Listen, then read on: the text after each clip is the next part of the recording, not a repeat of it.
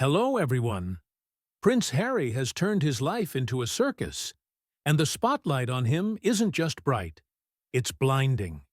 Despite claiming to hate the media and the attention that comes with royal life, he somehow always manages to stay in the public eye. His every move seems like an obvious attempt to get attention, and it's become as tiring as it is predictable. Harry, who calls himself a truth-teller, has mastered the art of contradiction. He wants privacy, yet signs huge deals to share his complaints with the world. The boldness of his hypocrisy is almost impressive, if it wasn't so painfully obvious, and hard to ignore. At the heart of Harry's never-ending drama is a man who can't seem to choose if he's a victim or a hero. He portrays himself as a fighter against the old ways of the monarchy, yet still holds onto his royal title like a child with a security blanket. Without the pomp and circumstance, Harry has shown himself to be. Sadly, Prince Harry's life has become painfully ordinary, a fact he seems eager to cover up by constantly speaking out. His recent memoir, Spare, isn't really a heartfelt look into his life. It's more like a poorly disguised public relations stunt. Each page drips with bitterness, entitlement, and a desperate need to stay relevant. Let's not overlook the huge contradictions in his story. Harry has often called the royal family toxic and dysfunctional, yet he seems to enjoy every chance to profit off his royal connections for fame and wealth. Without the very monarchy he criticizes, Harry would just be a privileged man complaining from his multi-million-dollar mansion. His need to air the royal family's private matters isn't an act of bravery or integrity. It's a calculated attempt to cash in on a brand that depends entirely on the monarchy he claims to despise. Harry's obsession with playing the victim has reached ridiculous heights as he portrays himself as constantly being harassed by the media. Harry conveniently ignores the fact that he's actively sought out the spotlight at every turn. Whether it's his Netflix documentary, interviews with Oprah, or even his ghost-written memoir, he's shown a real talent for grabbing public attention to push his own story. He's a pro at playing the victim, complaining about being wronged, while happily cashing in on it. The so-called truth bombs he's dropped about his family are really just attempts to settle personal scores. His accusations are shallow and designed not to address real issues, but to stir up as much media buzz as possible.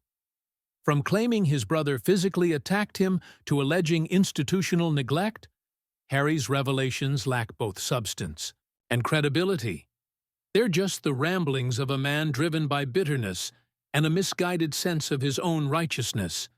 What's even more frustrating is Harry's refusal to take responsibility for his actions. He paints himself as a Harry's story often paints him as a victim, unfairly criticized by the media and abandoned by his family. But he doesn't seem to recognize his own part in the chaos he claims to be a victim of. His narrative focuses on never-ending suffering, conveniently leaving out how he's hurt those around him. By betraying his family's trust, distancing himself from his home country, and damaging the reputation of an institution that once supported him, Harry is only adding to the mess.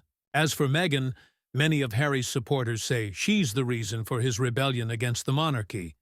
But the situation is more complicated. While Meghan may have sparked his actions, Harry has only fueled the fire, taking things further and damaging the royal image while also benefiting from it. If anything, Meghan's presence has only amplified Harry's worst qualities: his need for approval, his desire to be seen as a victim, and his belief that he's some kind of hero in all of this. Harry's constant need for attention has come with its consequences. His popularity in the UK has dropped, and even in the United States, where the Sussexes once had more support, their appeal is fading. Harry's constant complaints and clear hypocrisy have turned him into someone people laugh at, not respect. Public patience with his behavior is running out, and soon even his loyal followers might start seeing the truth. The irony of Harry's situation is that despite all his talk about freedom and independence, he's still entirely reliant on the monarchy. Without his royal title and the drama it brings, Harry would struggle to stay relevant. His attempts to present himself as a fighter for truth and transparency are laughable at best and insulting at worst. The man who says he wants a normal life is anything but normal. Every move he makes is calculated. Every word is a performance to keep himself in the spotlight. Harry's journey has taken a sharp turn, transforming him into a figure almost unrecognizable from the bold rebel he once aspired to be. Instead of building bridges, he has chosen to burn them, isolating himself from his family, his country, and even a growing number of former supporters. His relentless pursuit of validation seems to have led him down a path of self-sabotage rather than redemption. His story serves as a cautionary tale, one that highlights what happens when privilege clashes with arrogance, when self-reflection is replaced by self-pity, and when a man becomes so absorbed in his own version of events that he loses sight of reality. If Harry truly believes in the causes he champions, he might find more success by listening rather than constantly speaking. But for now, the Duke of Sussex appears committed to his solo act, one that many feel has lost its spark. Yet, behind the spectacle, there's an often overlooked factor: the quiet but significant influence of Camilla. While Harry continues to point fingers and paint himself as a victim, whispers persist that Camilla's presence in this unfolding drama may be more substantial than it appears. While King Charles III hesitates, Camilla quietly moves the pieces behind the scenes, shaping the monarchy to her advantage. Charles has long been known for his indecisiveness, often influenced by those around him. And who better to guide him than the woman who fought her way to the throne, navigating decades of scandal with persistence and carefully crafted charm? Camilla's alleged dislike of Harry isn't just idle palace gossip. It's an open secret. Their relationship has never been warm, ranging from distant to outright tense. Harry himself has alluded to the friction, though his dramatic storytelling often clouds the details. But when the theatrics are stripped away, a clearer reality emerges. Camilla, now secure in her role, views Harry as a disruptive force, a potential threat to the stability she has worked so hard to establish. Ironically, Camilla was once the outsider, much like Harry is now.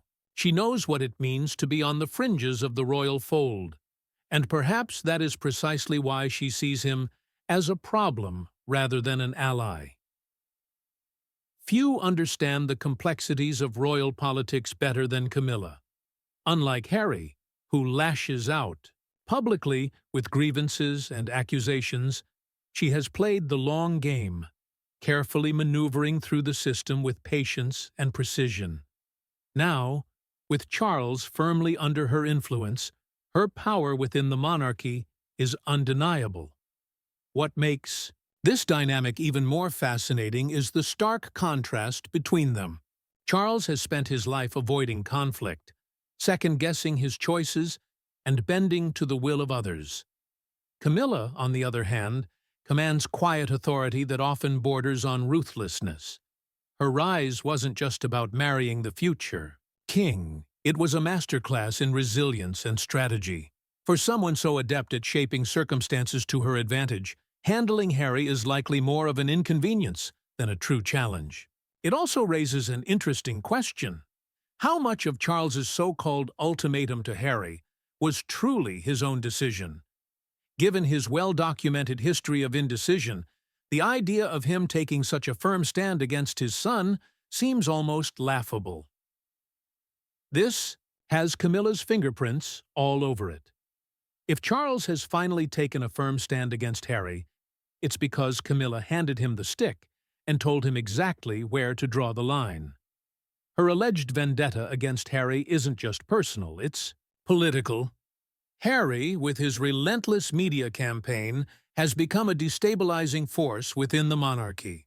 For a woman who has spent decades carefully rebuilding her image and securing her place, the last thing Camilla needs is a wild card like Harry threatening the royal family's already fragile reputation. By ensuring that Charles takes a hard stance against his son, she not only neutralizes a potential threat, but also strengthens her own grip on the institution. And her influence doesn't stop at the palace gates.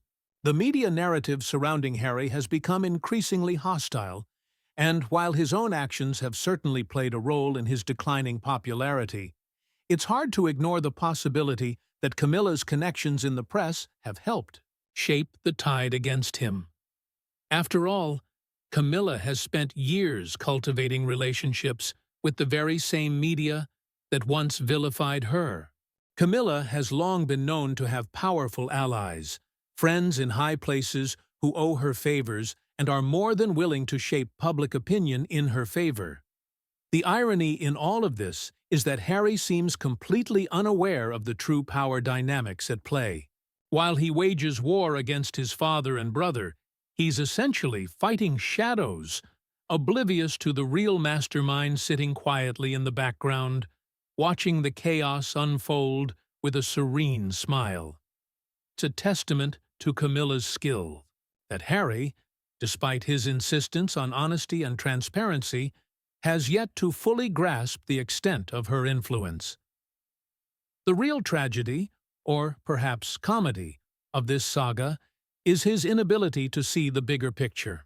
So consumed by his own narrative, so determined to cast himself as the victim, he fails to recognize the chessboard he's been unwittingly placed on.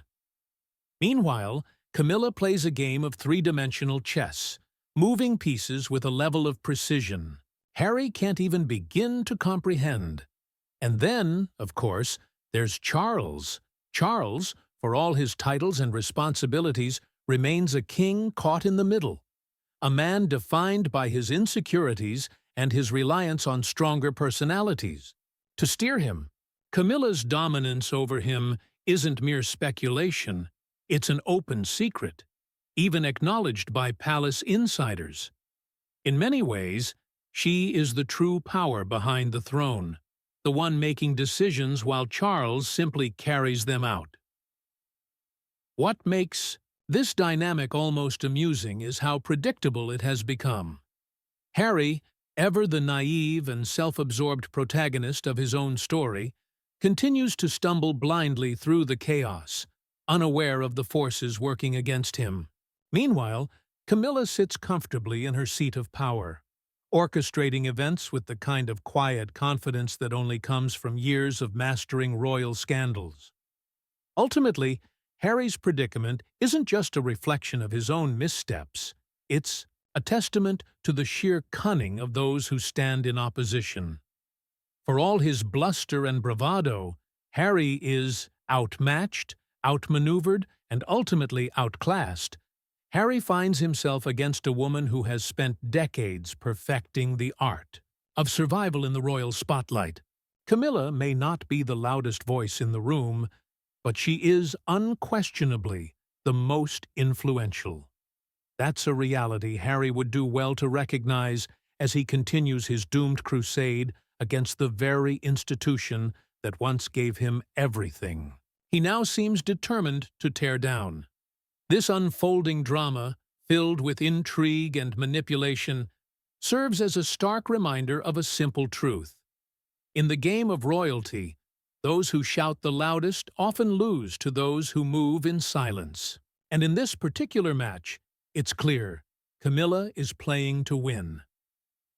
The saga of Prince Harry, once a beloved royal and now a global cautionary tale, has spiraled into something so absurd, so painfully self-inflicted, that it borders on poetic tragedy. A prince who once seemed destined for greatness, or at least a respectable legacy, has instead managed to burn every bridge, squander every ounce of goodwill, and alienate. Harry has alienated nearly everyone who once cared. At this point, the idea of him ever returning to the royal fold is about as likely as a snowstorm in the Sahara. Why? Because both the monarchy and the British public simply won't allow it. Let's break down this melodrama, shall we? Harry's relentless insistence on portraying himself as a victim, all while cashing in millions from the very media circus he claims to despise, is the height of hypocrisy. Here's a man born into one of the most powerful families in the world, only to throw it all away in exchange for Instagram-worthy soundbites and Netflix deals. His journey has become a masterclass in how to alienate an entire nation. Then there's the matter of his constant complaining. Harry has elevated public whining to an art form, airing grievances that range from mildly inconvenient to utterly ridiculous. Whether it's his supposed trauma over being given a smaller room at Balmoral, or his obsession with who received more media coverage, his fixation on perceived slights has done little more than exhaust public sympathy. Harry has taken what could have been a dignified departure from royal life and turned it into a never-ending pity party. And let's be clear, the British public has no patience for it. This is a nation built on resilience, stiff upper lips, and a deep-rooted disdain for whiners. Yet, in his relentless quest for validation, Harry has completely misjudged his audience. Then there's his insistence on being a champion of truth and transparency. Oh, the irony. This is the same Harry who has repeatedly twisted the truth to suit his narrative, carefully curating events to paint himself and Meghan in the best possible light. His memoir, Spare, is a prime example. Rather than an honest account, it reads more like a revenge fantasy, filled with half-truths, exaggerated grievances, and outright fabrications. And yet, he expects the public to take him at his word. It would almost be amusing if it weren't so infuriating. But perhaps the most unforgivable reason Harry will never be welcomed back into the royal fold is the sheer audacity of his betrayal. For someone who claims to want to protect his family, Harry has done more damage to them than any external force ever could. His relentless attacks on his brother, his father, and the monarchy itself have left scars that may never heal. And let's be honest, there's no coming back from that. The royal family may be willing to forgive, but they will never forget. Neither will the British public, who see his actions as nothing short of betrayal. And speaking of the public, it's astonishing how deeply Harry has alienated the very people he claims to represent. Once, Britain adored him. His military service, charity work, and down-to-earth charm made him one of the most popular royals. But that admiration has faded, replaced by collective exhaustion every time his name dominates the headlines. Poll after poll confirms what is painfully obvious. Harry and Meghan's approval ratings in the UK are abysmal, and it's not hard to see why. Their relentless self-promotion, paired with a complete lack of accountability, has turned them into a spectacle rather than a serious force for change. But perhaps the most infuriating part of this entire saga is Harry's consistent refusal to take responsibility for his actions is perhaps the most frustrating aspect of this saga. Time and time again, he blames everyone else, the media, the monarchy, his own family, for his problems. Never mind that his own decisions, from explosive interviews to his tell-all book, have been the primary catalysts for his downfall. It's always someone else's fault, and Harry is always the victim. It's a tired narrative, and the British public is thoroughly fed up with it. Now, let's talk about the elephant in the room, Harry's future, or lack thereof. The idea that he could ever return to the royal family is laughable. The monarchy has survived wars, scandals, and abdications, and it will certainly survive Harry. The institution's primary concern is its own survival, and bringing Harry back would be a PR disaster of epic proportions. The public would never tolerate it, and rightly so. Harry has made his choices. He traded duty for dollars, respect for relevance, and family for fame. And while Harry may have fleeting moments of regret, brief pangs of nostalgia for the life he left behind. But these moments will soon be overshadowed by the harsh reality of his decisions. He's a man adrift, clinging to a narrative no one believes anymore, desperately trying to stay relevant in a world that has long since moved on.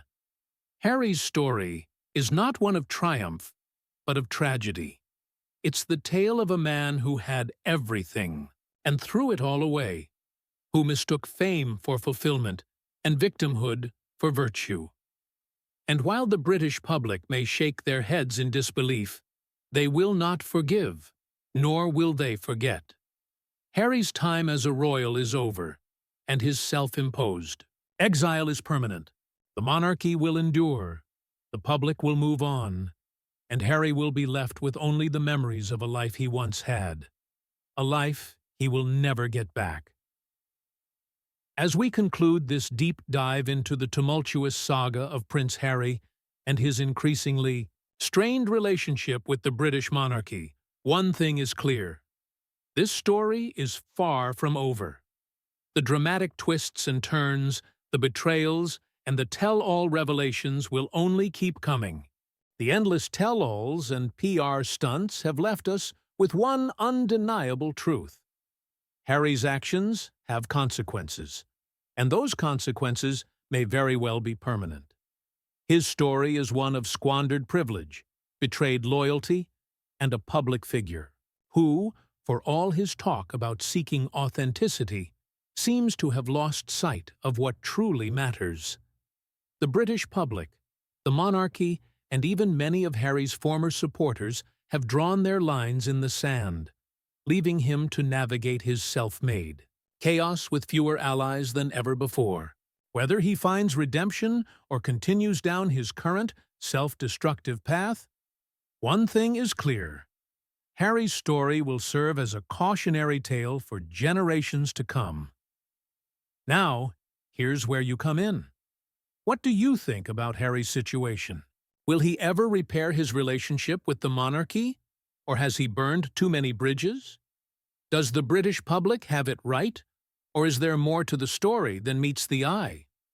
We'd love to hear your thoughts, so don't forget to drop a comment below and join the conversation. Your opinions always make the discussion richer. These discussions get even more lively with your input. If you enjoyed this breakdown of royal drama and want more content like it, make sure to hit that like button. It really helps us know what you want to see. And if you haven't already, subscribe to the channel so you don't miss out on future videos dissecting scandals, controversies, and untold truths behind the headlines. We're here to bring you the most engaging takes, the sharpest analysis, and the snarkiest commentary every time. And, of course, don't forget to turn on the notification bell so you're the first to know when we upload our next deep dive. We've got plenty more to uncover, and you won't want to miss a second of it. Thank you for tuning in, for engaging with us, and for helping to keep these conversations alive. Until next time, stay curious, stay critical, and, as always, keep questioning everything. See you in the next video.